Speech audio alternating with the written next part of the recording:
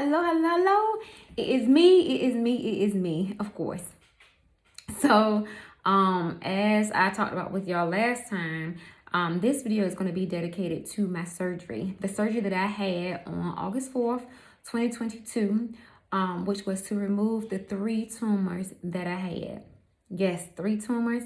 Hopefully you saw my last video and you got a chance to understand that I had 3 tumors and not 2 tumors. So I said I was going to do this video just to recap with you all the procedure that I had, the recovery, and the results of the surgery. So if you did not know, I still had to have surgery to remove the 3 tumors. Even though the chemo and immunotherapy treatments working together did actually shrink the tumors, 2 of them to be so small that they were almost like non-existent, but the other one still had a little bit of blood flow, so that one definitely had to be removed as well. So all in all, I still had to have surgery, not just to remove the tumors, but also to remove the surrounding tissue around the tumors, because that tissue can sometimes be, I don't want to say infected, but it can be affected by the tumors. So that kind of type of surgery is called a lumpectomy. So because I've already had a double mastectomy, I was not going to get another one. So this surgery was called a lumpectomy, which is where they go in and remove a portion of the tissue that surrounds the tumors. And so that's what I did. That's what I had. And like I said, that surgery was August 4th, 2022. In the heat of summer, I had that surgery. So, procedure. I already talked about it, right? It was a lumpectomy. But what I didn't tell you is that because I did have a double mastectomy in the past, I do have implants, right? And they are done very well, I must say. But I do have implants in. And so the implants that I have in, because the tumors were so close to the implant, I actually had 2 surgeons in the surgery with me. One was a breast surgeon, right, who does and performs work on women who have breast cancer. The other surgeon was a plastic surgeon. He was the one that came in after the breast surgeon did his portion, which was remove the tumors and remove the tissue. He came in to do a little bit of reconstruction, right? So this is how it went. The breast surgeon, he actually had the plastic surgeon do the incision. So he did the incision, and then he kind of like basically opened it up, and the surgeon went in, took out the area where the tumors were, which was easy to find. Even though they were very small, it was easy to find because if you remember, I told you that they put in like tumor markers during the biopsy, right? They put in tumor markers, so they knew exactly where the tissue was and where the tumors was, where they need to pull out. Okay, so the surgeon went in, he dug out, he took out the tumors, and he took out the tissue surrounding the tumors. I know I said dug out like it sounded a little crazy, but that's kind of pretty much what he did.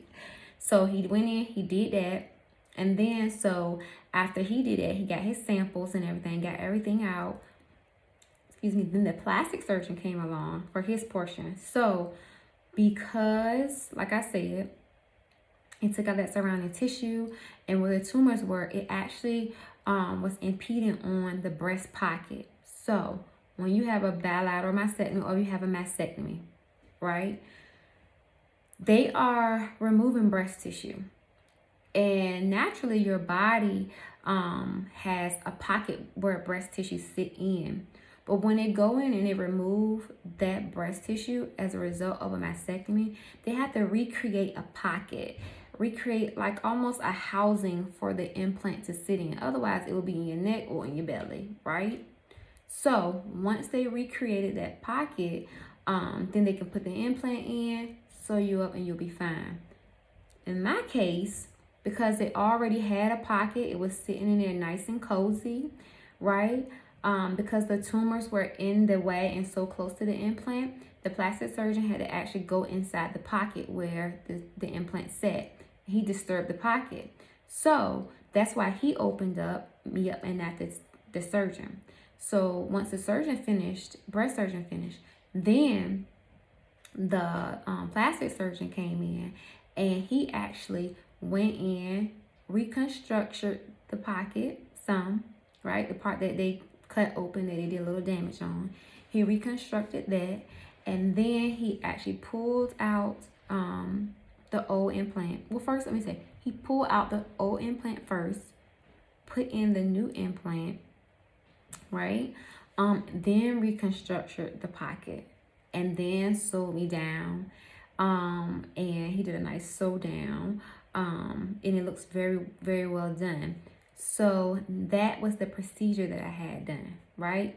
Plastic surgeon opened me up, breast surgeon came in, got out the tumors in the disturbed tissue. Then the plastic surgeon pulled out the old implant, put in a new implant, reconstructed the breast pocket, sewed me down, and I'm good, right? So that was the procedure that I had done. It was not bad, I'm sorry, but a lumpectomy on my right side because that's where the tumors were, a lumpectomy. So that was the procedure. And so my recovery time from that procedure, it wasn't bad. I actually was up and walking that night. So still in pain, but it was tolerable. Still swollen, of course, that lasts for weeks. With probably any surgery, I was swollen, but it gradually goes down. A little discomfort because it's on your chest, right? But it actually subsides and it's not as painful. I didn't have to have any drainage tubes. That's what I call them when they put a tube in. It has a drain. I didn't have to have that for this surgery, which was really, really good. I was able to get through that, bypass that, thank goodness. Those things are so annoying. So I didn't have to have those. So basically the fluid that did build up, my body drank it back in. I went back down in a couple of weeks and I was fine. I didn't even have to take much pain medicine. Actually, I didn't. I don't like taking pain medicine, period, anyway. And so for this procedure, I actually did not have to take a lot of pain medicine. It wasn't as bad as I thought it would be because I was thinking about them having to restructure the pocket and everything, but it wasn't as bad as I thought it would be. So I made it through with fine colors on that. So that was the procedure. That was my recovery. Took me all in all, like I would say, about maybe a complete month where I felt like I was really, really back to normal. 2 weeks, 2-3 weeks was when the swelling kind of went all the way down. Then the invisible stitching fell off.